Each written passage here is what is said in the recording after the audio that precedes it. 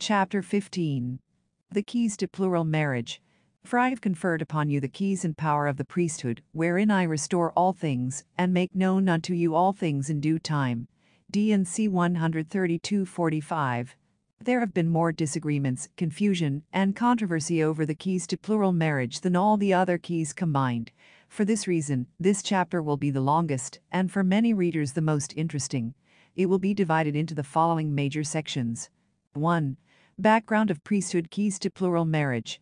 2. The keys of 1886 and beyond. 3.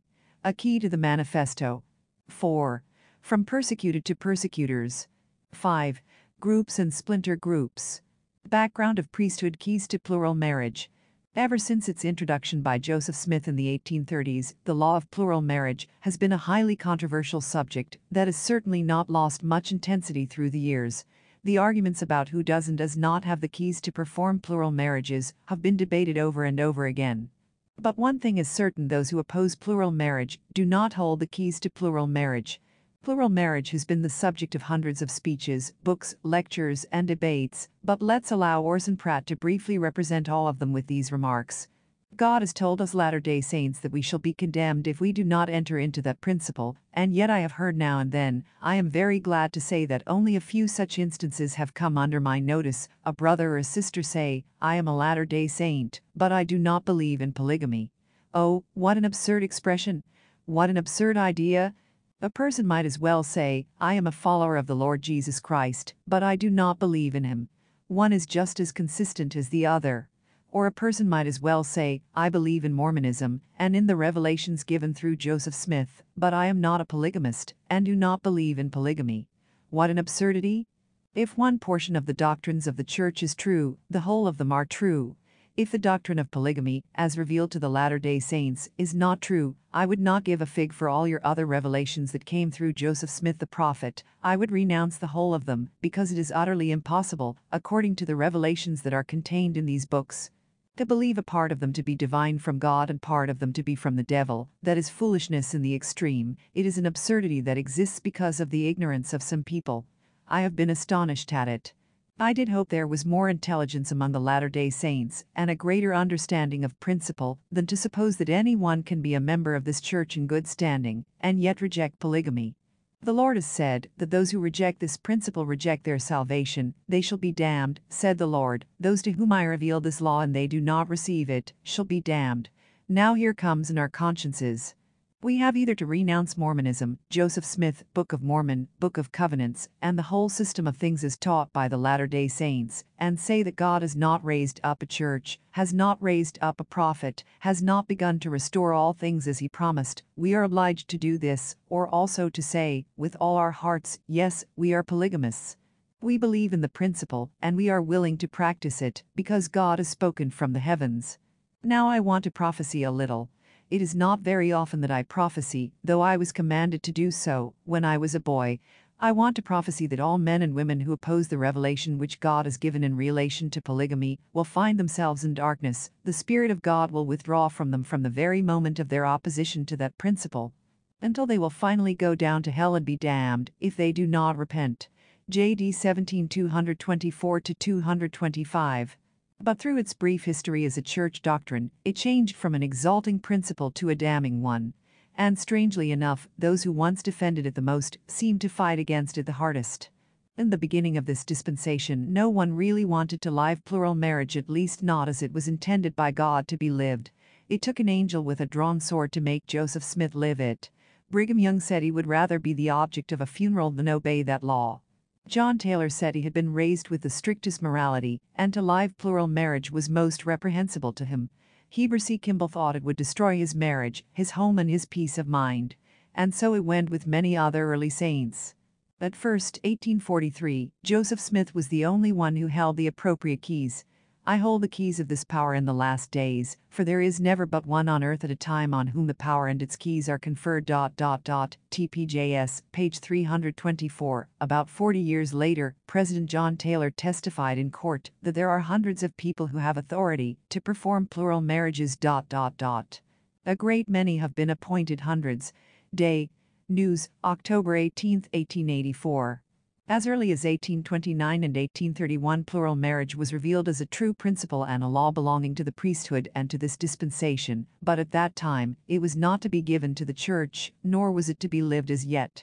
The prophet Joseph could have obeyed it as early as 1833, and for certain by 1841. For a list of the names and dates of Joseph Smith's wives, see the article A Trajectory of Plurality. An overview of Joseph Smith's 33 plural wives. Todd Compton, Dialogue 29-2, Summer 1996. However, the LDS Church did not accept it as a church doctrine until August 28, 1852. This tells us a very interesting fact that men, even leading men in the church, were practicing plural marriage for at least 10 years before the church officially accepted it.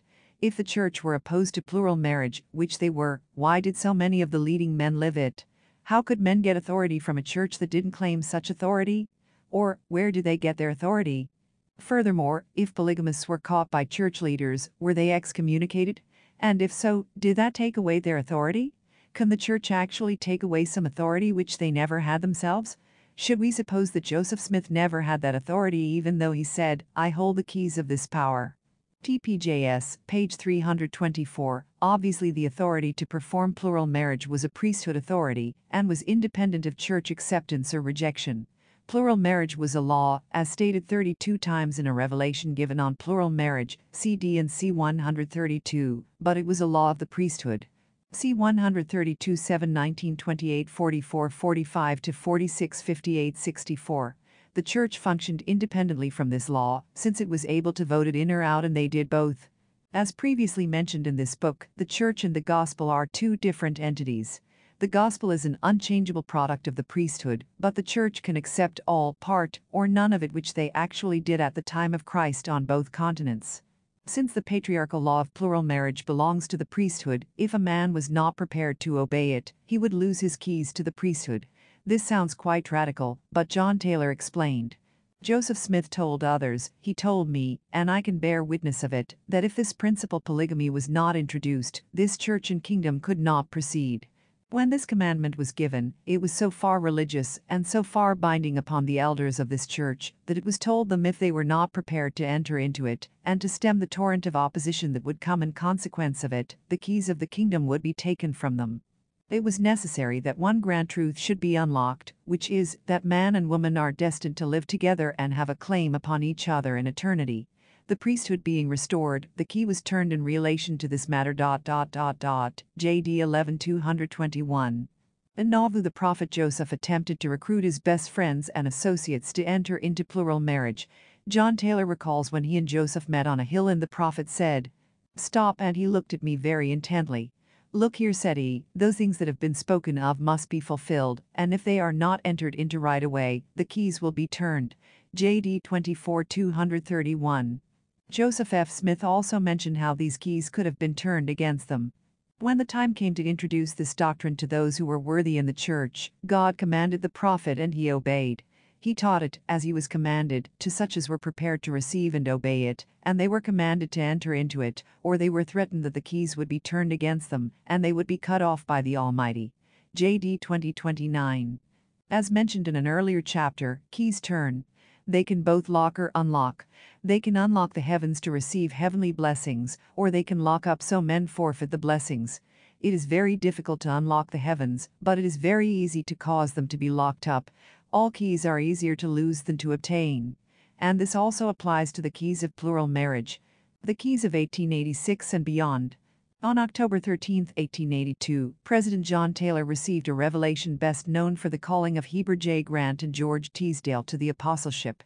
It stated, "Let my servants George Teasdale and Heber J. Grant be appointed to fill the vacancies in the 12, that you may be fully organized and prepared for the labors devolving upon you, for you have a great work to perform, and then proceed to fill up the presiding quorum of 70s, and assist in organizing that body of my priesthood who are your co-laborers in the ministry. You may appoint Seymour B. Young to fill up the vacancy in the presiding quorum of 70s, if he will conform to my law." Message of First Press, Clark, 2-348. Seymour Young was to fill the vacancy caused by the death of Levi Hancock, who had died 4 months earlier. However, Seymour had to live plural marriage to qualify to preside over the priesthood. Seymour B. Young added a second wife as ordered by the 1882 Revelation before joining the First Council. All the First Council members that decade were polygamists. See the 70s in the 1880s. Revelations and Reorganizing William G. Hartley, Dialogue 16-1, Spring 1983. Of the 75 senior presidents of the 70, 9 were imprisoned for polygamy. It was getting more difficult to comply to that law, and church leaders used the reorganization movement to enforce the word of wisdom, but not to increase plural marriages. Ibid, page 86. Accordingly, there were a number of men in church positions who asked to be released rather than take a second wife. Lack of strict enforcement soon made it possible for monogamists to take leading positions in the church, a condition that continued for 8 more years until the manifesto, which totally reversed the order. In 1884, when John Taylor was questioned in court by government lawyers regarding the authority to perform plural marriages, he was asked, 1. When this authority is conferred upon anyone by you, is it an authority limited to some particular case, or a general authority? 2. It would be a general authority until rescinded. 3. I understand it is you from whom the authority comes? 4. Yes, sir, but I have nothing to do with the details of the matter. 5. But you are the person who confers the authority? 6. Yes, sir. 7. Then you do know upon whom you do confer authority? 8. There are hundreds of people who have authority. 1. Who in this city is authorized to celebrate plural marriages? 2. A great many have been appointed hundreds. Formerly the apostles were the ones who attended to these marriages, but latterly a great many others have been authorized. Day, even. News, October 18, 1884. Persecution and prosecution of the saints by the U.S. government continued to escalate. They were determined to destroy both the Mormons and their polygamy. In 1882, Congress passed the Edmunds Bill, which brought more trouble to the saints. By 1886, the government, which was established to protect citizens' rights, was determined to destroy the rights of the Mormons. Lauren Willie recalled. The brethren were considerably agitated about this time over the agitation about plural marriage, and some were insisting that the church issue some kind of edict to be used in Congress concerning the surrendering of plural marriage, and if some policy was not adopted to relieve the strain, the government would force the church to surrender. The Priesthood of Modern Polygamy, Hales and Anderson, page 50. About this time, John Taylor authorized and set apart several men to perpetuate the principle of plural marriage, and gave them the calling to perform such marriages, regardless of what the church or the government might say or do. This was preceded by the Revelation of 1886, which was received in the fall of that year. This revelation was received after John Taylor had considered both sides of the issue, but still was unsure as to what to do. George Q. Cannon suggested that he take up the issue with the Lord, which he agreed to do. Since he was living on the underground, he was at that time staying at the John W. Willie home in Centerville, and entered the south room to retire for the night. Lauren Willie, John's son, and Charles Burrell had been selected to stand as guards, and relating the events of that night, Lauren reported, I heard the voice of another man engaged in conversation with President Taylor, and I observed that a very brilliant light was illuminating the room occupied by the president. I wakened Burrell and told him what I had heard and seen, and we both remained awake and on watch the balance of the night. Ibid, page 50. The next morning the two guards questioned President Taylor about the strange light and the visitor, to which he responded, I had a very pleasant conversation all night with the prophet Joseph. He stated that the Savior had also visited them for a while, and had given him what we now consider as the controversial 1886 revelation. Picture of the John W. Willie home in Centerville, Utah, where the prophet Joseph Smith and Jesus both appeared to President John Taylor in 1886. It has been stated by more recent church leaders, as to this pretended revelation, it should be said that the archives of the church contain no such revelation. In an official church statement signed by Heber J. Grant, Anthony W. Ivins, and J. Reuben Clark, they denied the existence of the 1886 revelation. Did they remove this revelation from the archives first, so they could be justified in making this statement? One might respond with the fact that there is no revelation in the archives supporting the official declaration of the 1890 Manifesto, nor the official declaration of 1978. Therefore, using the same criteria, we must assume that they are both pretended revelations. Furthermore, what they have said about the 1886 revelation could also be said about these last two official declarations, that the said pretended revelations could have no validity and no binding effect and force upon church members, and action under it would be unauthorized, illegal, and void. Day. News, June 18, 1933. On the other hand, a copy of the 1886 revelation is available, and a photocopy is printed on the following 2 pages. It was presented by John W. Taylor to the presidency and quorum of the 12 in 1911. According to Melvin J. Ballard, the pretended revelation of John Taylor never had his signature added to it, but it was written in the form of a revelation, and undoubtedly was in his handwriting. Marriage Ballard-Jensen Correspondence, page 17. 1. H. Roberts, while assistant historian of the church, reportedly stated to some friends that he had seen, on more than one occasion, the original copy of this 1886 revelation, and knew that it was in the church archives, and in his opinion, it was genuine. September 27, 1886. My son John, you have asked me concerning the new and everlasting covenant and how far it is binding upon my people. Thus saith the Lord, all commandments that I give must be obeyed by those calling themselves by my name, unless they are revoked by me or by my authority. And how can I revoke an everlasting covenant? For I the Lord am everlasting, and my everlasting covenants cannot be abrogated, nor done away with, but they stand forever. Have I not given my word in great plainness on this subject? Yet have not great numbers of my people been negligent in the observance of my laws and the keeping of my commandments, and yet have I borne with them these many years, and this because of their weakness, because of the perilous times, and furthermore, it is more pleasing to me that men should use their free agency in regards to these matters. Nevertheless, I the Lord do not change, and my word and my covenants and my law do not, and as I have heretofore said by my servant Joseph, all those who would enter into my glory must and shall obey my law. And have I not commanded men that if they were Abraham's seed and would enter into my glory, they must do the works of Abraham? I have not revoked this law, nor will I, for it is everlasting, and those who will enter into my glory must obey the conditions thereof, even so, Amen. The real importance of the 1886 experience was not particularly the appearance of Joseph Smith and Jesus to John Taylor, nor the subsequent setting apart of men to seal in plural marriage, because these things had happened before, and even afterwards. It was the content of this revelation that was of most significance, because the information revealed has served as a guide ever since. In summary: 1. All commandments must be obeyed. 2. Covenants cannot be abrogated or done away. 3. They stand forever.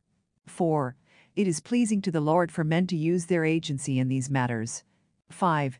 His word, covenants, and law do not change. 6. To enter his glory, they must and shall obey his law. 7. Abraham's seed must do the works of Abraham. 8. The Lord had not revoked that law. 9. He will not revoke that law. 10. Those who will enter into his glory must obey the conditions of this law.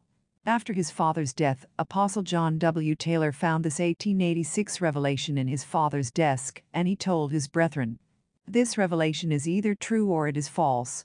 Assuming that it is true, it seems to me that it would be better to offer leniency on the side of the Lord, if you are going to offer any leniency, than on the side of politics." The Trials of John W. Taylor, February 22, 1911, page 8, Church Archives.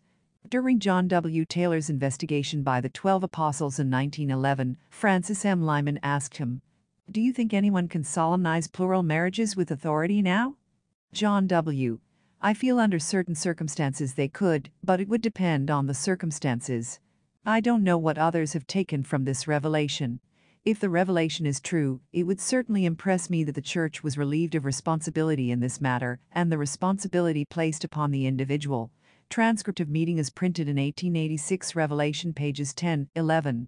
Most church members, and even leaders, would have been eager to accept a revelation supporting a compromise. When John Taylor went in to inquire of the Lord concerning a manifesto, he was uncertain as to whether or not such a compromise would be acceptable to the Lord. When he came out the next morning, his mind was very clear on the course he should pursue. Signed that document, never? I would suffer my right hand to be severed from my body first. Sanction it, never. I would suffer my tongue to be torn from its roots in my mouth before I would sanction it. Truth 2031. Picture of John Taylor. Thus, it is reported that President John Taylor, in a meeting that took place the day after this revelation was received, commissioned men to lawfully continue plural marriages both in and out of the church. Men were obligated to live this priesthood law regardless of what the church said or did to them. Excommunication from the church for living a higher law of the priesthood would not affect their own individual priesthood. The blessings promised for living it would far exceed any sacrifices made. Lauren Willey, one of those so commissioned, declared that John Taylor then set us apart and placed us under covenant that while we lived, we would see to it that no year passed by without children being born in the principle of plural marriage. We were given authority to ordain others if necessary to carry this work on, they in turn to be given authority to ordain others when necessary. Statement by Lauren Willey, reported in 1886 Revelation Pamphlet, page 7. Lauren Willey prepared a statement called Statement of Facts and filed it with the Church Historian's Office on October 6, 1912. This was the first open account of the 1886 revelation and meeting that followed. This whole 1886 experience is the key foundation of those who claim to be fundamentalist Mormons. There is no mention of setting up a church, taking tithing, having weekly meetings, or setting up a colony somewhere. Their calling, or keys, was to 1. Live plural marriage, 2. Perform plural marriage sealings, and 3. Set apart others with this same calling. In analysis, this 1886 revelation has all of the earmarks of a true revelation. 1. It was a Thus saith the Lord revelation. 2. It sustained a correct principle. 3. It was given to the president of the church. And 4. It was in his handwriting and was found in his desk. By comparison, a phony revelation would have advocated 1. Giving up a true principle, 2. Acting for the temporal, rather than the spiritual, salvation of the church and the saints, 3. Surrendering to the enemy, and 4. Obeying the law of the land, rather than the law of God. When the question was asked the Lord regarding a compromise to give up plural marriage, he responded very emphatically, all commandments that I give must be obeyed by those calling themselves by my name, unless they are revoked by me or by my authority. And how can I revoke an everlasting covenant? For I the Lord am everlasting, and my everlasting covenants cannot be abrogated nor done away with, but they stand forever. 1886 Revelation. Plural marriage is a new and everlasting covenant. Therefore, no mortal man will ever receive any keys to lock up the practice of that principle or do away with it. Even though the Lord said he had given his word in great plainness on this subject, still today, members and leaders alike have great difficulty understanding it. A key to the manifesto. The American dream of a land of freedom had turned into a nightmare of tyranny. It had become so corrupt that many states wanted to secede, while Utah was trying to join. For their devotion to the Constitution, the saints in this area were rewarded with persecution and imprisonment. In a Dr. Jekyll Mr. Hyde performance, the lovely Lamb of Liberty had turned into a ravenous wolf. Instead of a military force to defend the Mormons, the U.S. government sent an army out to destroy them. If ever the Lord wanted to cleanse a nation, it was this one, and it certainly needed it. The Lord pleaded with the saints to let him fight their battles. In 1880, he revealed to Wilford Woodruff, "And what I the Lord say unto you, mine apostles, I also say unto my servants the 70s, the high priests, the elders, the priests, and all my servants who are pure in heart, and who have borne testimony unto the nations. Let them go forth and cleanse their feet in pure water, and bear testimony of it unto the Father who is in heaven. And then, saith the Lord unto mine apostles and mine elders, when ye do these things with purity of heart, I the Lord will hear your prayers, and am bound by oath and covenant to defend you and fight your battles." Journal of Wilford Woodruff, January 25, 1880. And in 1889, about 1 year before issuing the manifesto, President Woodruff was again told by the Lord, "Place not yourselves in jeopardy to your enemies by promise. Your enemies seek your destruction and the destruction of my people. If the saints will hearken unto my voice, and the counsel of my servants, the wicked shall not prevail. Let my servants who officiate as your counselors before the courts make their pleadings as they are moved upon by the Holy Spirit, without any further pledges from my priesthood."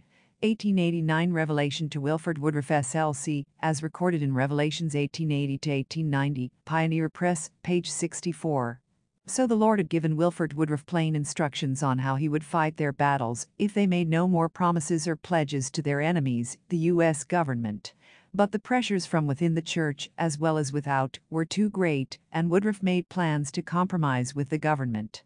He defended his action of issuing the manifesto by claiming a revelation that showed him the confiscation and loss of all the temples, and the stopping of all the ordinances therein, both for the living and the dead, and the imprisonment of the first presidency and 12, and the heads of families in the church, and the confiscation of all personal property of the people. Day. News, November 7, 1891, as quoted in Way of the Master, Mark E. Peterson, page 48. At one time Woodruff was saying that the Lord promised to fight their battles, and then 10 years later he was saying that the Lord couldn't win those battles. According to him, these two revelations seem to contradict each other. On the other hand, he was also shown that if they did give up the practice of plural marriage, that massive apostasy would occur in the church, and the members would take up the ways of the world. The Lord gave him and the saints their free agency with two options, the majority voting to choose the easy path. The Gentiles are always looking for a chance to do battle with the saints, but in 1890 the saints gave up before the battle had really begun. In the process of making this radical change in church doctrine, President Woodruff further justified himself by saying, "The Lord will never permit me or any other man who stands as president of this church to lead you astray. It is not in the program. It is not in the mind of God." D&C, 1982 ed., page 292, following the manifesto. In other words, he was saying that the Lord was taking away the free agency of a man by forcing him to be good just because he was church president. Why didn't the Lord do the same thing to Joseph Smith? Compare what he told the prophet. "Behold, thou art Joseph, and thou wast chosen to do the work of the Lord, but because of transgression, if thou art not aware thou wilt fall. Except thou do this repent, thou shalt be delivered up and become as other men, and have no more gift." D&C 39:11. "And now, verily I say unto Joseph Smith, June, you have not kept the commandments, and must needs stand rebuked before the Lord." D&C 93:47. Being chosen to do the work of the Lord, being president of the church, or holding keys of the priesthood, are no guarantees of infallibility and exaltation, nor do they protect one from sin, loss of free agency, or loss of priesthood keys. Also printed as an addendum after the manifesto was the following statement by President Woodruff. "The Lord has told me to ask the Latter-day Saints a question regarding the manifesto, and he also told me that if they would listen to what I said to them and answer the question put to them by the Spirit and power of God, they would all answer alike, and they would all believe alike with regard to this matter." D&C, 1982 ed., page 292. But when presented with this question during the October 1890 General Conference, the saints did not all answer alike or believe alike, as is very evident from the following 6 reports. The vote in support of this motion accepting the manifesto was nearly unanimous. CHC 6222, as printed in the Day. News Weekly, October 11, 1890. When the manifesto was read to the assembled saints, silence prevailed until someone from the gallery called for a second reading. After this request was granted, quorum of the 12 President Lorenzo Snow moved that the declaration be accepted as authoritative and binding. Many of the thousands in attendance abstained from voting. Mormon Polygamy. A History, Richard Van Wagoner, page 145. Apostle Mariner W. Merrill noted in his 6 October diary that the motion was carried by a weak voice, but seemingly unanimous. Ibid, page 145. "I thought it a very slim vote considering the multitude assembled." Thomas Broadbent Diary, page 24. "There were some of the people that did not vote." Heber J. Grant, Journal, 6 October 1890. Although official accounts of this meeting October 6, 1890 state that the congregation voted unanimously to sustain the manifesto, that was not the case. William Gibson, later a representative in the Utah legislature, voted against it. The majority of the congregation refused to vote at all when the manifesto was presented. LDS Church Authority and New Plural Marriages, 1890 to 1904. Michael Quinn, Dialogue 18:1, Spring 1985, page 48. And why was the voting not unanimous? Could it have been that most of the saints recognized that the manifesto was not a revelation from God, but only a means of making peace with the government? Certainly they could tell that the wording of this proclamation was not from God. He is not even mentioned in the 5 paragraphs of this official declaration, and the second paragraph begins with, "I, therefore, as President of the Church declare," which plainly identifies the person who is issuing this document. But interestingly enough, Wilford Woodruff himself was not even the true author. He had several other brethren helping him with it, similar to a politician hiring a speechwriter to assist with an important address during an election campaign. 2 major sources explaining more about the real authorship of the manifesto are included here. 1. A letter from Thomas Rosser, and 2. Excerpts from the Reed-Smoot hearings. Salt Lake City, Utah. August 4, 1956. Mr. Robert C. Newson. Salt Lake City, Utah. Dear Brother Newson, In response to your inquiry as to authorship of the Manifesto of 1890, the following events which occurred on my mission to England and Wales during 1907 and 1908 might give you a satisfactory answer. Should anyone be interested, I have also made this statement in the form of a sworn affidavit, which was made and placed on file in 1935. The following is a true and correct statement of an occurrence that transpired in Bristol, England, on November 16, 17 and 18, in the year 1907, while I was on an LDS mission in that country. By request of Charles W. Penrose, I was transferred from Nottingham Conference to Wales, my birthplace, to finish the rest of my mission at this time. So on the dates named above I was with President R. J. Smith of the Welsh District, visiting saints and investigators in Bristol during those 3 days. President R. J. Smith said to me, "I am glad to have you with me as I see that you have a strong testimony and implicit faith in God. With our faith and prayers, Brother Rosser, I desire you to go with me and testify of the knowledge and testimony which you have of the gospel. We have one peculiar case here. The investigator believes in every principle of the gospel, but plural marriage. Perhaps, through the help of the Lord, we can convince her that this is a true principle. I would like to have her baptized before the coming conference."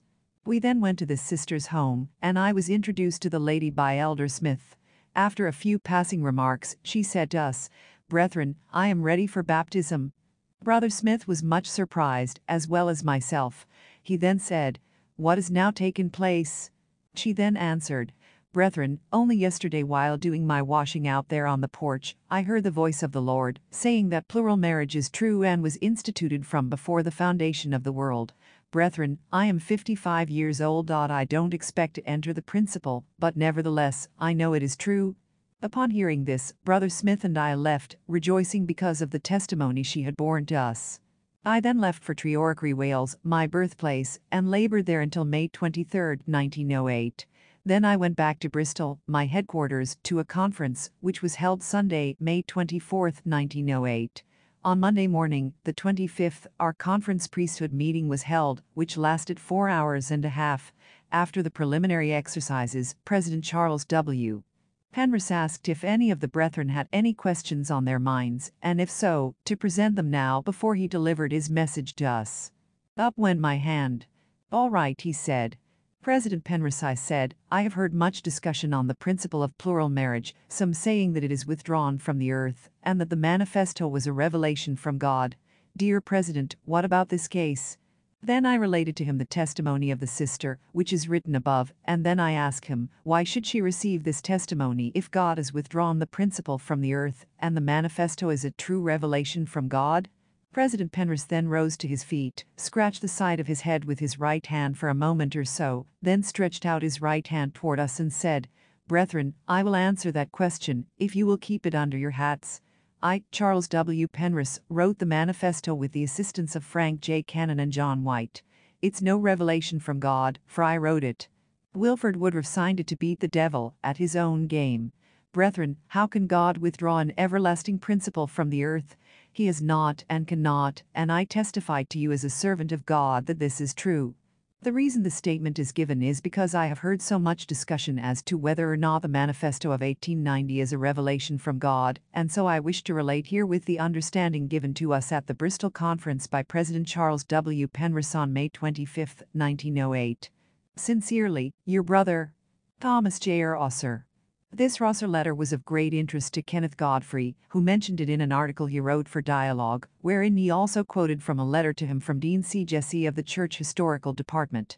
The article states, "It has frequently been asserted by the so-called fundamentalists that the manifesto was not a revelation at all. In support of this view, Thomas J. R. Rosser tells the following story. Excerpt from Rosser's letter was included here. In a letter to the author Kenneth Godfrey, Dean C. Jesse, a member of the church historian staff, wrote, "Your reference to a meeting in Treorchy, Wales, at which Charles W.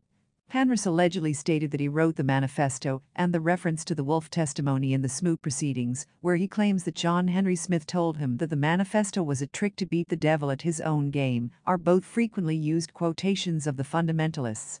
In checking the matter, the Church has no minutes of a meeting in Treorchy, Wales, on May 25, 1908. Neither do we have a journal of Charles W. Penrose. Aside from statements in fundamentalist literature, I have been unable to find any reference to this meeting in Wales or anything that would verify the Wolf testimony in the Smoot investigation. To my knowledge, there is no written revelation upon which the manifesto was based. Os Dean C. Jesse, The Coming of the Manifesto, Kenneth Godfrey, Dialogue 5-3, Autumn 1970, page 20. Apparently, the church historian's office staff had not been informed that the conference referred to was not held in Traralgon, Wales, but in Eastville, Bristol, as explained in the Millennial Star. Minutes of the Bristol Conference. The Bristol Semi-Annual Conference was held May 24-8 in the Wolseley Hall, Eastville, Bristol. There were present President Charles W. Penrose, President C.G. Jarman, and 24 traveling elders of the Bristol Conference. After singing and prayer, President Jarman gave all present a hearty welcome. Expressed his appreciation at seeing so many saints and friends present from the outlying districts. Elders R. J. Walker, Thomas J. R. Osser, Frank I. Hill, and John H. Bawden gave reports of their respective branches. The reports were very encouraging. Mill. Star 7348. In his above letter, Dean Jesse referred to the Wolf testimony in the Smoot proceedings. This leads us to the second major source explaining the authorship of the manifesto. 3 excerpts from the interrogation of Mr. Wolf during the Reed-Smoot hearings follow. Mr. Wolf, there was a meeting in the Brigham Young Academy in Provo, Utah, that was addressed by B.F. Grant, a brother of Apostle Heber J. Grant. At that meeting, Apostle John Henry Smith was present. The chairman. On what date was that? What year? Mr. Wolf. I don't remember the year. It was in the late 90s, probably. Mr. Carlyle. It was after the manifesto? Mr. Wolf. Yes, sir, it was after the manifesto. On my way home, I walked several blocks with B.F. Grant and Apostle Smith, and on the way we were talking about the conditions existing, and President Smith used these words to me. Brother Wolf, don't you know that the manifesto is only a trick to beat the devil at his own game? 413. The chairman. Was anything said to you about the manifesto being a grand thing, as it enabled the church to select the people they would admit to polygamy? Mr. Wolf. Such a statement has been made to me, but not by anyone who was high in authority. In a conversation held during the Christmas holidays with a man by the name of Wilson, Mr. Worthington. What year? Mr. Wolf. 1905. He said to me that he wished he could go that day and see a man who had just had an heir born to him. He had married for his second wife a girl who was in Chicago 2 or 3 years ago, either as a missionary or a recent convert, and he said that this man had been married for 20 years without a son, and now he had one, and he rejoiced that it had been possible. I said, "Why, John, how about the manifesto?"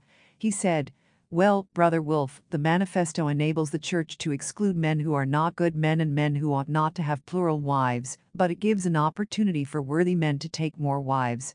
He spoke of it as being a glorious thing. 414. Senator Overman. Was there any general feeling in the church that the manifesto was a trick, as I have seen stated? Was there any such feeling in the church as that? Mr. Wolf. Now, Senator, I will have to answer you from hearsay, and not from my own knowledge. I have heard the statement made in Logan that a man once got up in the tabernacle and spoke of the manifesto as the will of the Lord in a revelation, and some of his brethren told him that he must not talk that way. Among people generally, I think that the manifesto is regarded as simply a document to tide over existing conditions. I think that is the general sentiment. Senator Overman. They do not regard the manifesto as a revelation and divine? Mr. Wolf. I think not the same importance as the other revelations. 463. Among the many other individuals questioned during the Smoot hearings was George Reynolds, who admitted that he and 2 others had assisted in writing the manifesto. Mr. Worthington. You said something about helping to write the manifesto. Will you explain that? Mr. Reynolds. President Woodruff wrote it in his own hand, and he was a very poor writer, worse, I believe, than Horace Greeley, and he gave it into the hands of 3 of the elders to prepare it for the press. I was one of those 3. Mr. Worthington. Who were the 3? Mr. Reynolds, C.W. Penrose, John R. Winder, and myself. Mr. Worthington. What did you do? You said you helped to write the manifesto, and I want to have an understanding of what you mean by that. Mr. Reynolds. The answer came from the fact of the question coming to me whether I had read it and understood it, and I answered that I had assisted in writing it. Mr. Worthington. Did you 3, then, transcribe these notes of President Woodruff, or did you rewrite it, or what? Mr. Reynolds. We transcribe the notes and change the language slightly to adapt it for publication. Mr. Worthington: it contained the substance? Mr. Reynolds: yes, it contained the substance. Senator McComas: did you, in transcribing the utterance of President Woodruff, make such change of phraseology as would make it ambiguous so that it might apply to marriages subsequent and not to living with wives who had been married prior? Mr. Reynolds: no, sir. Senator McComas: it must have come to your mind when you were copying and changing the phraseology whether this is to apply to the future and whether the past is to be expected, did it not? Mr. Reynolds: no, sir, I have told you honestly what my feelings and opinions were. Senator McComas: it did not occur to you then? Mr. Reynolds: no, sir. Senator McComas: that required years? Mr. Reynolds: yes, sir. We wrote it as we understood the President intended, with his manuscript before us. The Chairman: I do not know, but I may have misunderstood. I understood this manifesto was inspired. Mr. Reynolds: yes. The Chairman: that is your understanding of it? Mr. Reynolds: my understanding was that it was inspired. The Chairman: and when it was handed to you, it was an inspiration, as you understand, from on high, was it not? Mr. Reynolds: yes. The Chairman: what business had you changing it? Mr. Reynolds: we did not change the meaning. The Chairman: you have just stated you changed it. Mr. Reynolds: not the sense, sir. I didn't state we changed the sense. The Chairman: but you changed the phraseology? Mr. Reynolds: we simply put it in shape for publication, corrected possibly the grammar, and wrote it so that. The Chairman: you mean to say that in an inspired communication from the Almighty the grammar was bad, was it? You corrected the grammar of the Almighty, did you? Read Smoot Hearings 252-53. Thus, according to the above references regarding the authorship of the manifesto, there were at least 6 brethren who assisted in writing it: Wilford Woodruff, Charles W. Penrose, Frank J. Cannon, John White, John R. Winder, and George Reynolds. Doesn't it seem quite amazing that so many men would be required to improve on a revelation from the Lord before it could be presented to the people for a vote? No wonder the voting was not unanimous. It was the probable intent of the church leaders that by issuing the Manifesto Utah would then be accepted as a state, and then the saints could instigate their own laws and reinstate plural marriage. They call this beating the devil at his own game. However, they apparently did not count on the fact that they would not be able to select their own judges, who were appointed by the U.S. government with prior instructions as to how to interpret the laws. Then, too, Governor Heber M. Wells refused to sign Senate Bill No. 4611, which provided that no prosecution for adultery shall be commenced, except on complaint of the husband or wife, or relative of the accused, and that no prosecutions for unlawful cohabitation shall be commenced, except on complaint of the wife or alleged plural wife of the accused.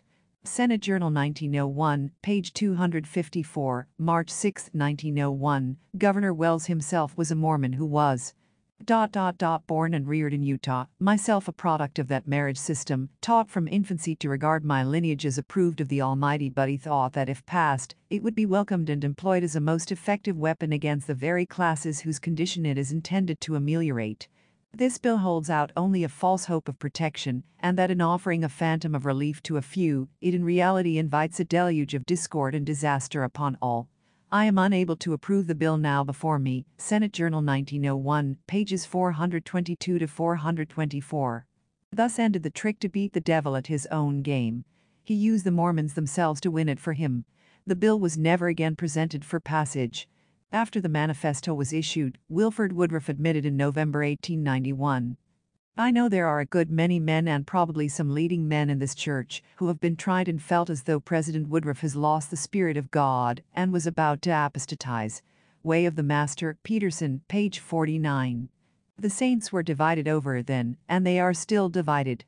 For over 100 years plural marriage has been the most controversial doctrine in Mormonism.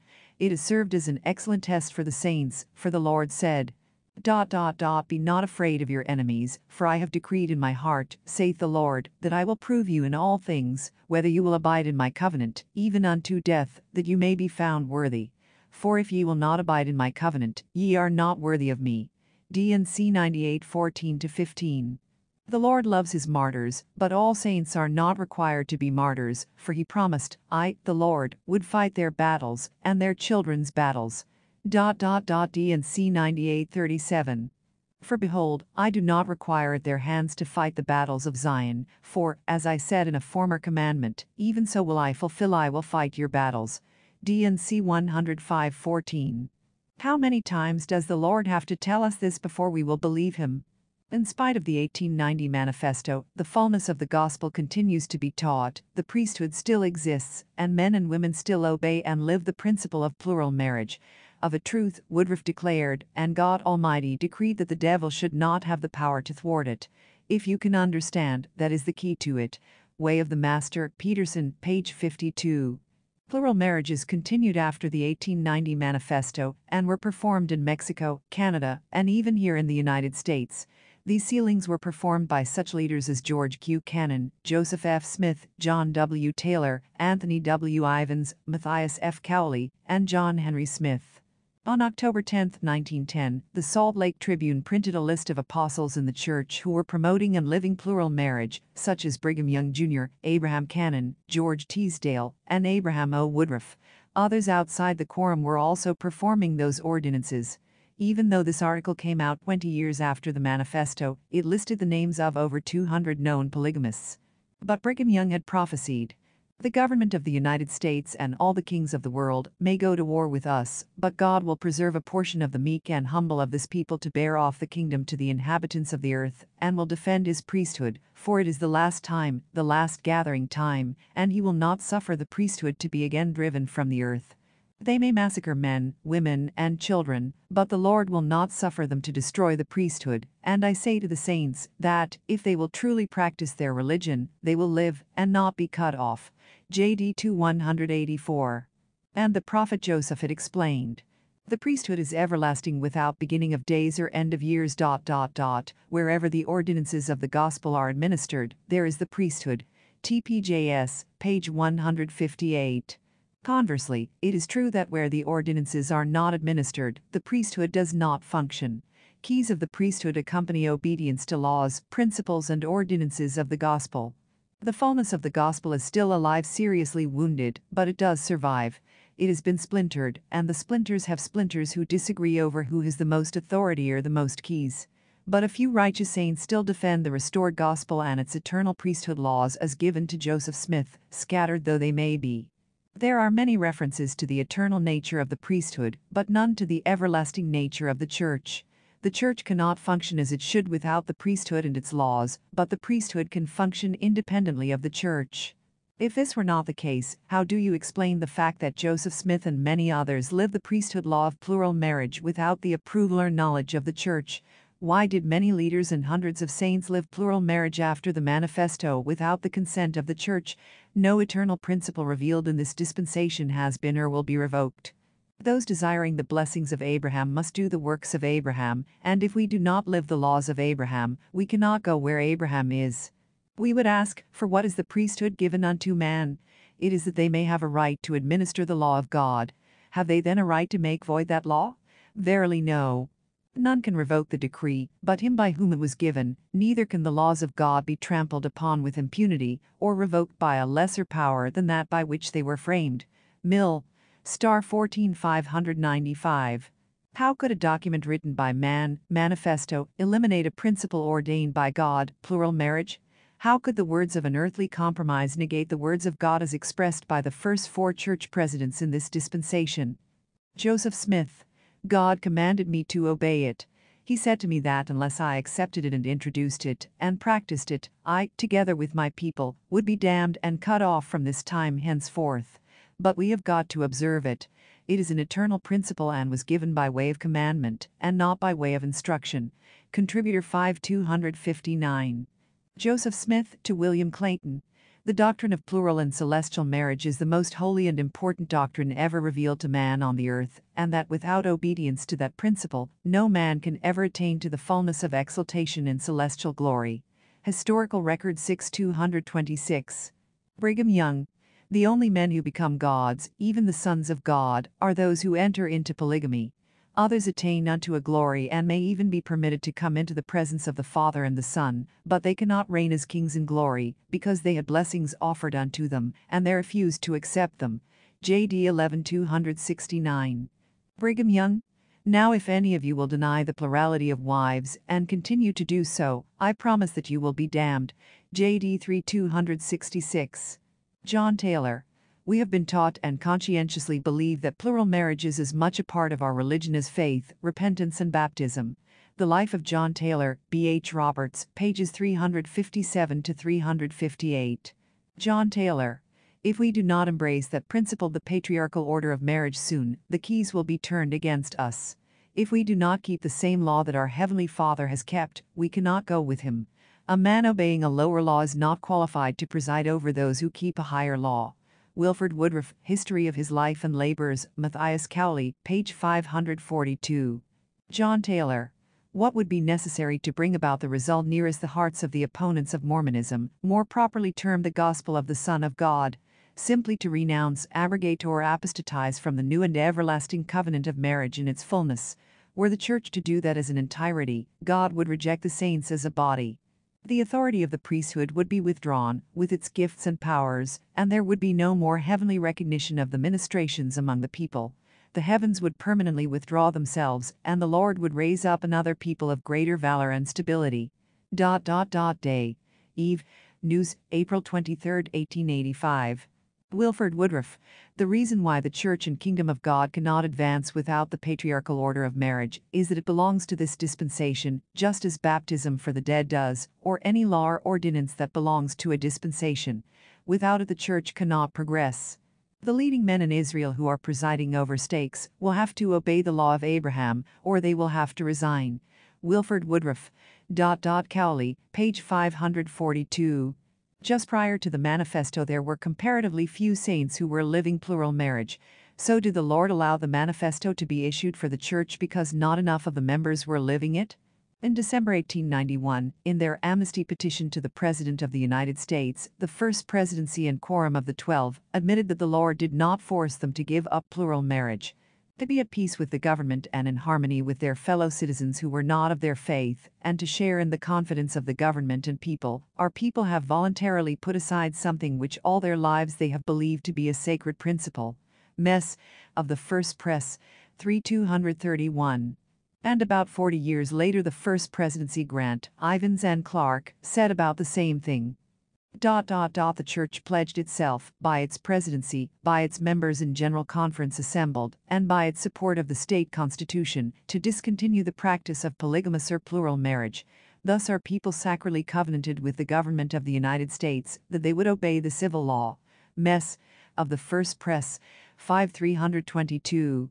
But even today people are free to choose what they want to believe. In the 1886 Revelation, the Lord said, "It is more pleasing to me that men should use their free agency in regard to these matters than they have." The saints can find justification for either accepting or rejecting this law of the priesthood. They alone will determine which way the keys will turn in their behalf. Joseph Smith said, "The devil has no power over us only as we permit him." TPJS, page 181, and Spencer W. Kimball related this truthful gem. The devil seems to have no keys for locked doors. But if the door is slightly ajar, he gets his toe in, and soon this is followed by his foot, then by his leg and his body and head, and finally he is in all the way. Miracle of Forgiveness, page 215. This process pretty well summarizes what has happened, beginning in 1890 with the issuing of the manifesto. From persecuted to persecutors.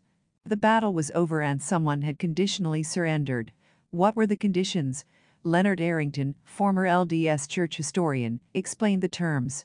As a part of the deal by which this was arranged, church officials are said to have given congressional and administration leaders to understand that they would support a proposition to 1. Prohibit forever the practice of polygamy in Utah, 2. That the church would dissolve its People's Party, Kingdom organization, and divide itself into Republican and Democratic supporters, and that the church would 3. Discontinue its alleged fight against Gentile business and relax its own economic efforts.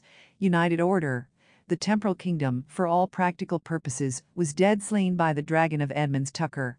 Great Basin Kingdom, page 379.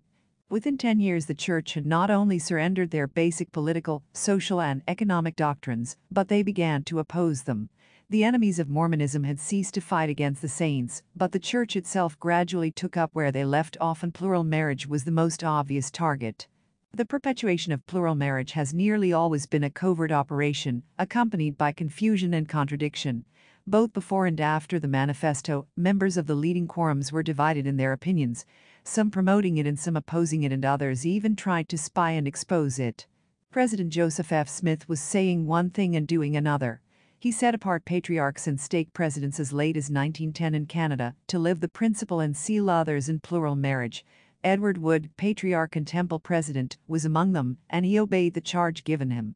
However, only a year later, 1911, President Joseph F. Smith claimed, "There is no man or woman in the Church of Jesus Christ of Latter-day Saints who is authorized to contract a plural marriage.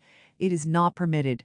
I want to say that we have been doing all in our power to prevent it or stop it, and in order that we might do this, we have been seeking, to our utmost, to find men who have been the agents and the cause of leading people into it." Conv. Rept. April 1911, page 8. What happened to those keys between 1910 and 1911? A few years later, Heber J. Grant, President Smith's successor, repeated the same thing. "As President of the Church, I once again solemnly declare that no man living has the authority to solemnize a plural marriage, and I hereby announce that it is the bounden duty of every Latter-day Saint, male and female, who knows of any such pretended marriage being performed, to inform the proper officers of the Church, in order that the Church's honor may be maintained, and that such individuals may be dealt with according to the rules and regulations of the Church, and excommunicated therefrom." Conv. Rept.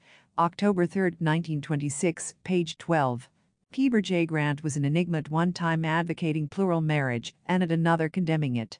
He lived plural marriage both before and after the manifesto. He was first a monogamist, then a polygamist, and then a monogamist again. Because of the time that he lived, 1856–1945, he found himself on both sides of the fence and giving contradictory statements. For example, 5 years before the manifesto, when the government was busy making laws against plural marriage, Heber J. Grant declared, "No matter what restrictions we may be placed under by men, our only consistent course is to keep the commandments for God. We should in this regard place ourselves in the same position as that of the 3 Hebrews who were cast into the fiery furnace. We have but one choice, that is to abide in the law of God, no matter as to the consequence." Day. News, April 6, 1885. However, in June 1933, in a first presidency statement regarding polygamists, President Grant said, "The great law-abiding faithful church membership cannot and must not be brought into disrepute, nor their honor and good faith challenged, by a small group of recalcitrant and evilly led church members in rebellion." Mess. Of the First Press, 5/316. Thus he contradicted and condemned his own lifestyles. At one point, he had lived plural marriage trying to qualify himself for godhood. However, at another time he considered it adultery. In order that there may be no excuse for any church member to be misled by the false representations or the corrupt, adulterous practices of the members of this secret and oath-bound organization, it is deemed wise again to set out the position of the Church. Mess. Of the First Press, 5/317. 9 years after the manifesto, President Grant pled guilty to living plural marriage. It is a fascinating story. The tall, gaunt form of the apostle went up with a jerk, and he cast an uneasy but defiant glance at the half-hundred spectators. As Judge Norrell said, "The sentence of the court is that you pay a fine of $100, and in default of payment that you be imprisoned in the county jail for 100 days, that is 1 day for each dollar of the fine." Grant quickly left the courtroom, walked to the clerk's office, wrote his check on the State Bank of Utah for $100, and handed it over to Deputy Clerk Little in liquidation of the fine. The charge to which the apostle pleaded guilty, as stated in the information, was that he committed the crime of unlawful cohabitation on January 1, 1899, and on divers other days, and continually between January 1, 1899, and July 15, 1899, by unlawfully cohabiting with more than one woman. See records of the 3rd District Court under date of September 8, 1899, also SL Tribune, September 9, 1899. Heber J. Grant lived to become one of the greatest opponents of plural marriage. He tried very hard to locate and excommunicate the patriarchs and stake presidents that Joseph F. Smith had previously commissioned to keep plural marriage alive. We have excommunicated several patriarchs because they arrogated unto themselves the right, or pretended right, to perform these ceremonies. And after our having excommunicated several patriarchs, another one, so I am informed, has committed the same offense. I announce to all Israel that no living man has the right to perform plural marriages. I announce that no patriarch has the right to perform any marriages at all in the Church. Gospel Standards, H. J. Grant, page 159. Heber J. Grant taught contradictory doctrines, and he lived a contradictory lifestyle. No wonder he was confused regarding the doctrine and keys of plural marriage. Sometimes it is difficult for a man to change his character even for his mother. When Heber was a young man, his mother told him to live righteously so that one day he might be called to be an apostle. I always said to mother, "Get it out of your head. I do not want to be an apostle. I do not want to be a bishop. I do not want to be a president of a stake. I simply want to live my religion and be a businessman." Day, News, September 17, 1938.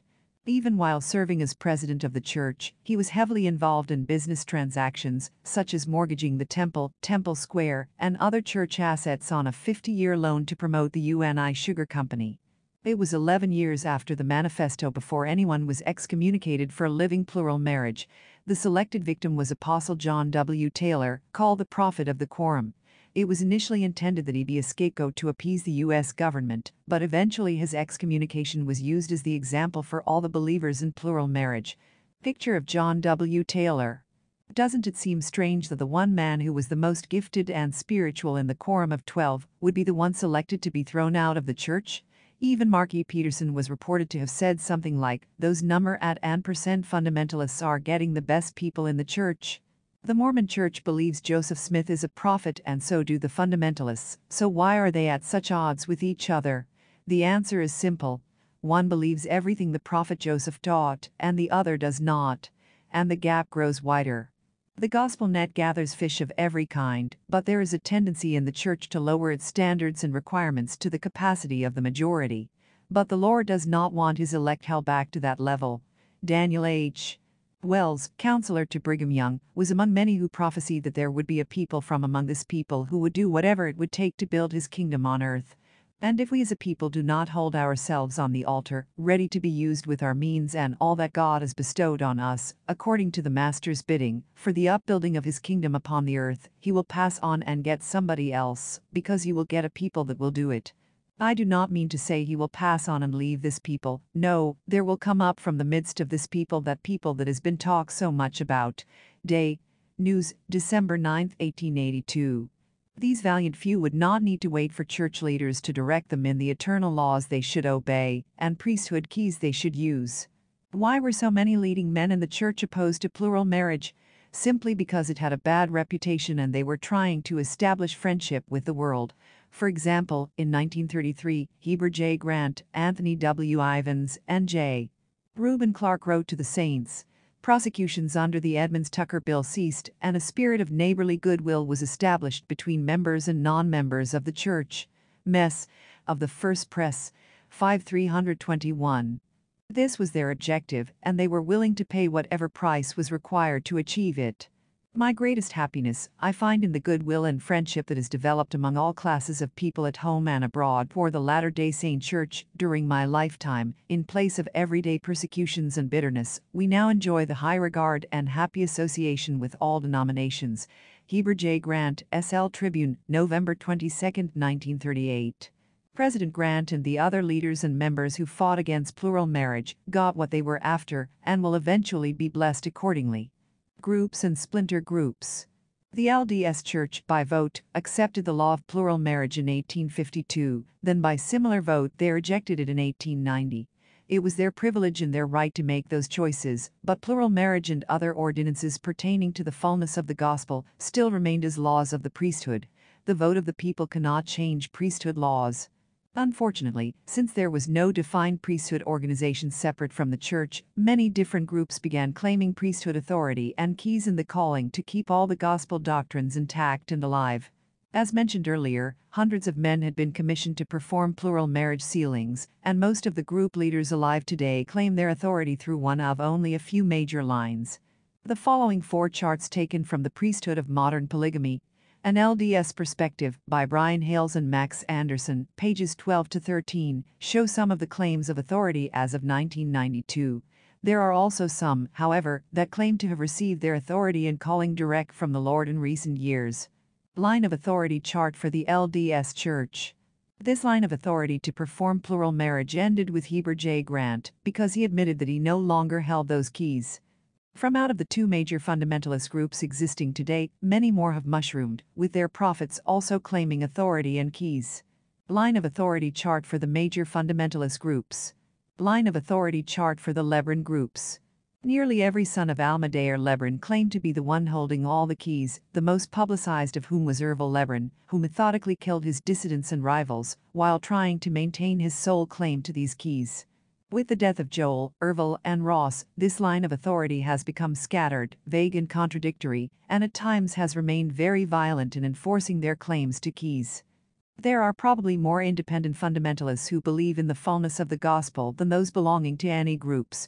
They range from LDS members who stay in the mainstream church to individual families, advocating a strong family patriarchal system and living the gospel the best they can on their own.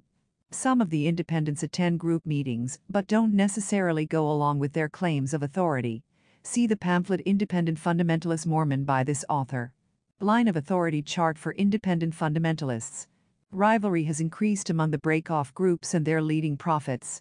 There are continual feuds and arguments over which men are commissioned to perform plural marriage sealings and who has priesthood keys.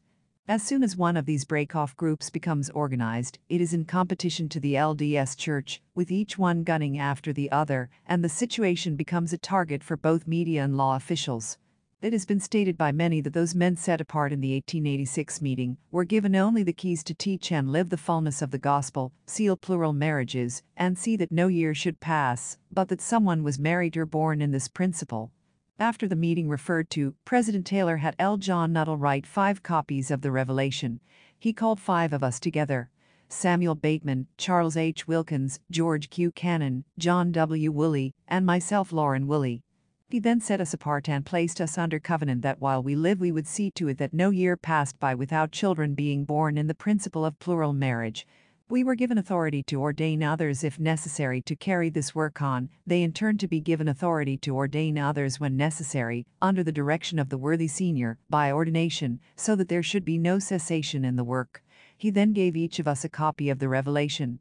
1929 statement of Lauren Woolley as quoted in the Priesthood of Modern Polygamy, Brian C. Hales and J. Max Anderson, page 253. According to one author, who was a wife of someone on a group priesthood council, there were certain things that these men were told not to do. 1. Organize. 2. Colonize. 3. Collect tithing. 4. Set up any united orders. 5. Proselyte. 6. Give patriarchal blessings. 7. Hold public meetings. Taken from The Betrayal of the Godhead, Priesthood Work and Priesthood People, Genevieve Hammond, page 10. The reason such warnings were given were that, 1. These areas were mainly the responsibilities of the LDS Church, 2. If the people concentrated on them, they would lose sight of their main commission to keep plural marriage alive, and 3. Getting into these additional responsibilities would result in the creation of a hierarchy. And it is a tendency of most leaders to become strong rulers who eventually exercise unrighteous dominion over the people, resulting in priestcraft rather than priesthood. It is a very perplexing problem today for individuals who want to enter into the law of Abraham to find someone to perform the sealing, because of the restrictions established by the groups themselves and even some of the independent prophets. If the Lord should reveal to a man and a woman that they are to be joined in that law, and they approach someone they feel has that calling in one of the groups, they are usually told that they must first be baptized into their church group, attend meetings for a year, and pay their tithing to them. The people feel it is priestcraft because it looks like they are required to pay for that ordinance. Let's briefly consider a few of the most often asked questions pertaining to keys in plural marriage today. 1. Can people be sealed for time and eternity outside of the temple? This was answered in 1883. While we are commanded to build temples, yet, under certain emergencies, a pile of stones, speedily erected as Jacob and others of old did, would answer for an altar and be acceptable to God, for it is the authority and not the place that possesses the virtue. The temple is aught without the priesthood. Day. News, April 1, 1883. In the northwest corner of Temple Square, an endowment house was built in 1855 and was used for endowments and marriage and plural marriage ceremonies. It remained in use with little interruption for 34 years when it was taken down by order of Wilford Woodruff in the spring of 1889. CHC 415. Many saints went to Canada and Mexico to be sealed in plural marriage during the 1880s and continued for many years after the Manifesto. There were no temples in those countries at that time. After passage of the Edmunds Law, March 22, 1882, John Taylor issued an epistle on marriage, authorizing church marriages outside the temple or endowment house. This was the first step toward taking polygamy underground again, as in Nauvoo days. The Kingdom or Nothing, Samuel W. Taylor, page 305. 2. What right do people have to live plural marriage when the church has abandoned that law? We should ask here, were Moses and the 70 other faithful servants restricted from living the higher laws of the priesthood just because the majority of the Israelite children rejected them? When the Israelites rejected the higher laws of the priesthood, He took Moses out of their midst, and the holy priesthood also, and the lesser priesthood continued, which the Lord in his wrath caused to continue with the house of Aaron among the children of Israel until John. D and C 84:25-27. In the Book of Mormon, Alma and others live higher principles than the general membership of the church. In 1843, and before, Joseph Smith commanded men to take plural wives as a higher principle, long before it was accepted by the church. Until 1852, plural marriages were kept quite secret from the general membership of the church, though most of them knew they were being performed. It had been a matter of wide knowledge within the church for some time that such a principle was believed in and practiced by many of the leading elders, and yet none to whom this knowledge had come felt at liberty to make proclamation of the doctrine, neither was it their prerogative to do so. CHC 457. As we have already mentioned, the law of plural marriage is a priesthood law, and not always a law of the LDS Church. 3. Recognizing the need for men to be set apart to continue plural marriage, did the Lord think it was necessary for groups to be established to carry out this work? Little doubt exists any more concerning the validity of the 1886 revelation, but the meeting following has been a matter of controversy.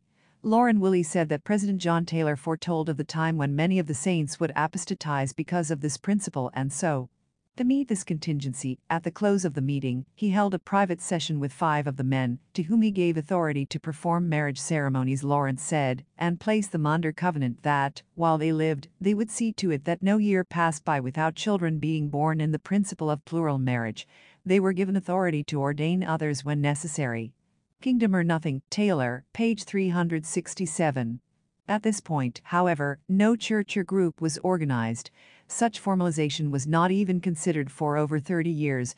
Such a body, according to some, would run counter to the organization and order of the church. Those receiving this special commission in 1886 and afterwards took seriously their obligation to see that no year passed without plural marriages being performed and children being born in that principle. However, as the years passed, some began to organize, which was against the wishes and understanding of some others. Questions arose as to whether or not the Lord was in favor of such organizing. According to Genevieve Hammond, the following incident happened, indicating that organizing was not in the Lord's plan. The following is a true happening that I saw, witnessed and heard in the year 1952 in Salt Lake City, Utah, in the summer of that year. Our family always went to Sunday afternoon meetings of the group Priesthood. At this time it was being held at Carl Fisher's home. The Sunday meeting had just been dismissed, and all the people were on their way to their cars. As I came out the door, I noticed Lyman Jessup talking to 2 men about 30 years of age, who had come up from California to investigate the priesthood work. While I was waiting for our family to come out, I heard Lyman trying to convince these 2 men of the truth of Joseph W. Musser's call to the Priesthood Council of Rulin Allard, and that they should follow Rulin. The more Lyman pushed, the harder these 2 men resisted accepting it. They were not convinced at all. Finally, after a few minutes and making no headway with the 2 men, Lyman Jessup said in desperation, "Well, if I'm doing wrong and doing things I shouldn't be doing and saying things the Lord doesn't want me to do and say, I want the Lord to strike me dumb so I can't speak and do these things anymore." Well, the Lord took Lyman up on his request. He struck Lyman dumb on the spot, and Lyman Jessup never spoke another word the rest of his mortal life. His family never knew what really happened to him and gave out the word that Lyman had a stroke. O.S. Genevieve Hammond. 4. Who is qualified to be called a prophet and who holds these sealing keys?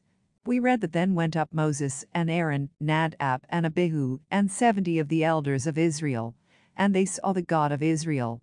X 24:9-10. These men had Melchizedek priesthood. CD and C 107:18-19. Joseph Smith explained. That portion of priesthood which brought Moses to speak with God face to face was taken away, but that which brought the ministry of angels remained. All the prophets had the Melchizedek priesthood and were ordained by God himself. TPJS, pages 180-81. In the charge given to the 12 apostles in Joseph Smith's day, they were expected to seek for the same blessings. The ancients passed through the same experience. They had this testimony that they had seen the Savior after he rose from the dead. You must bear the same testimony, or your mission, your labor, your toil, will be in vain. You must bear the same testimony, that there is but one God, one mediator, he that hath seen him, will know him, and testify of him. It is necessary that you receive a testimony from heaven for yourselves, so that you can bear testimony to the truth of the Book of Mormon, and that you have seen the face of God. Your ordination is not full and complete till God has laid his hand upon you. We require as much to qualify us as did those who have gone before us. Oliver Cowdery, DHC 2 193, 195, 196. Who among all the leaders in or out of the church today can bear this testimony? Yet certainly those who say they hold all the keys should be able to make this claim. Oliver Cowdery's charge to the 12 was to serve as a guideline for any future apostles that would receive such a calling. They should be called to that position through manifestations from the other side.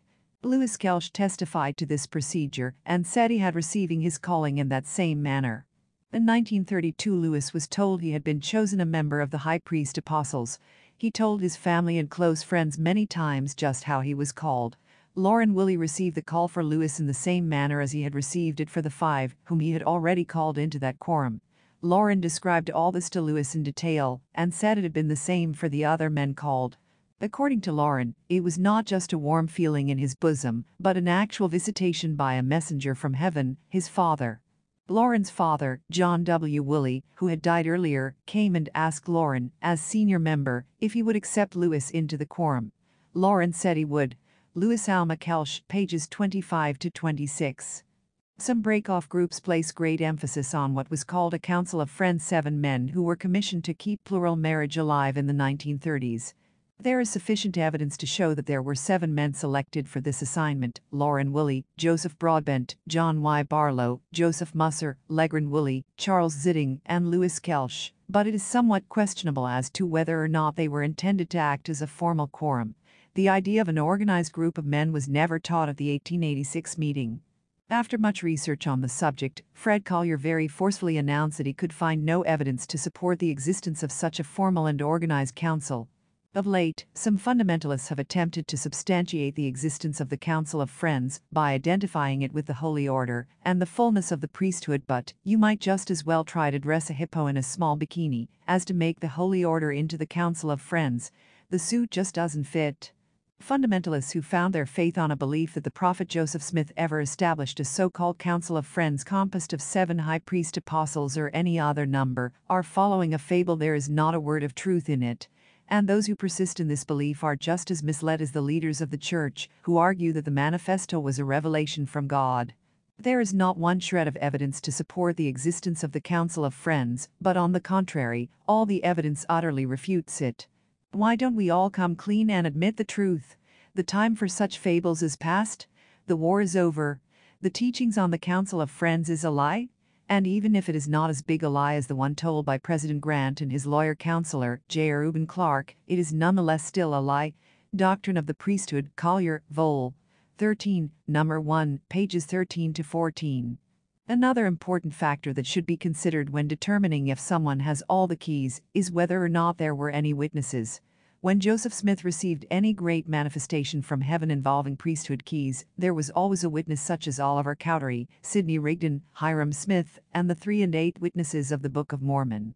There has been a multitude of prophets claiming all kinds of keys that have shown up in the past several years. They testify of great and marvelous revelations, visions, and manifestations they have received, usually setting them up as a great person, but they fail to have any supporting witnesses. Even the Savior himself said, "If I bear witness of myself, my witness is not true." John 5:31.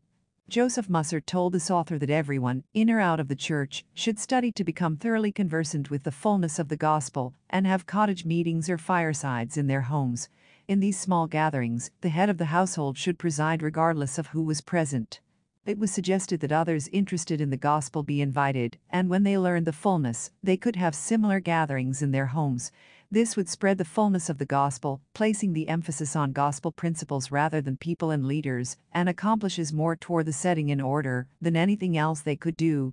At the same time, it would eliminate the tendency for one man to rise to the top of a group, claiming all kinds of keys, and exercising unrighteous dominion over his associates. The LDS Church has greatly reduced their fight against those living plural marriage, but they still strongly oppose the doctrine. They label polygamists as apostates, but their definition of the term apostate is very interesting. From the handbook sent to all bishops and stake presidents, the following explanation and guideline is circulated church-wide. Apostasy. As used here, apostasy refers to members who 1. Repeatedly act in clear, open, and deliberate public opposition to the church or its leaders, 2. Persist in teaching as church doctrine information that is not church doctrine after being corrected by their bishops or higher authority, or 3. Continue to follow the teachings of apostate cults, such as those that advocate plural marriage, after being corrected by their bishops or higher authority. In such cases, excommunication may be necessary when repentance is not evident after counseling and encouragement.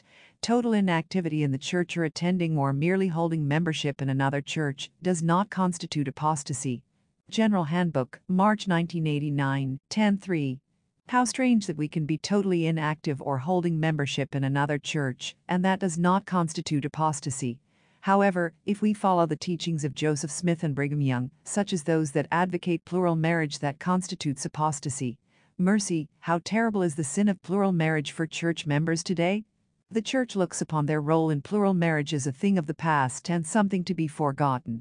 For example, Legrand Richards was asked, "What was the most significant development in the church during your lifetime?" His response was, "We have finally overcome the stigma of polygamy." Martha Bradley, Changed Faces. The official LDS position on polygamy, 1890 to 1990, Sunstone, February 1990, page 26. Church leaders have not only lost those keys of sealing, they don't even want them. In their effort to take the gospel to the world and become a world church, the leaders have instead created a worldly church. Instead of studying the laws of God, we have developed schools for studying the lawyercraft of the Gentiles. The Roman, and more commonly accepted, law of monogamy has been victorious over God's law of plural marriage. We teach the principles of Gentile business rather than God's laws of united order. Instead of trying to establish the government of the kingdom of God, we have sworn allegiance to the laws of the land and even the New World Order government. We think, work, and act like Gentiles, and we adopt many of their laws, customs, morals, and religious systems. When the Mormons voted in 1890 to obey the laws of the land, they adopted many of their other customs and standards as well. The condition of the saints in Brigham Young's day is even worse today, as President Young so eloquently explained. "I have had visions and revelations instructing me how to organize this people so that they can live like the family of heaven, but I cannot do it, while so much selfishness and wickedness reign in the elders of Israel. Many would make of the greatest blessings a curse to them, as they do now the plurality of wives. The abuse of that principle will send thousands to hell. There are many great and glorious privileges for the people, which they are not prepared to receive. How long it will be before they are prepared to enjoy the blessings God has in store for them, I know not. It has not been revealed to me. I know the Lord wants to pour blessings upon this people, but were he to do so in their present ignorance, they would not know what to do with them." J.D. 9:269. It is a bleak and dismal effort for those today who try to find a genuine prophet, seer, and revelator, such as those whom the Lord has previously called and appointed. Could we be living in that time when there was silence in heaven about the space of half an hour? Rev. 8:1, and when there was to be a famine in the land, not a famine of bread, nor a thirst for water, but of hearing the words of the Lord? Amos 8:11. We are certainly further away from Zion today than ever before in this dispensation, and as Isaiah so bluntly described, "For all tables are full of vomit and filthiness, so that there is no place clean." Whom shall he teach knowledge? And whom shall he make to understand doctrine? Them that are weaned from the milk, and drawn from the breasts. Isa 28:8-9. With this, the author rests his case. Summary statement. It is not the purpose of this author to debate lines of priesthood authority, nor to accept or reject certain individuals who claim position and keys, but rather to provide certain guidelines, such as the following, so that others are better qualified to make correct determinations for themselves. 1. He has had the priesthood properly conferred upon him. 2. He can make a valid claim to the keys and calling he has received. 3. He honors, supports and defends all the eternal principles, doctrines and laws of the gospel. 4. He does not advocate following a leader rather than God. 5. He does not go beyond his calling in the use of his keys, nor restrict himself from going far enough. 6. He is a servant to others, rather than a ruler. 7. He does not use force or compulsion upon others in trying to get them to join, tithe, or consecrate to a particular person or group. 8. He does not prevent others from having necessary ordinance work done. 9. He recognizes and uses his priesthood power as being inseparably connected with the powers of heaven. D&C 121:36. 10. He is willing to pass through the fire in whatever test the Lord might place upon him, and endure to the end, for saith the Lord, that I will prove you in all things, whether you will abide in my covenant, even unto death, that you may be found worthy. D&C 98:14. Let every man listen to the voice of him who speaketh, to the word of the Lord your God, and hearken to the calling wherewith you are called. D&C 81:1.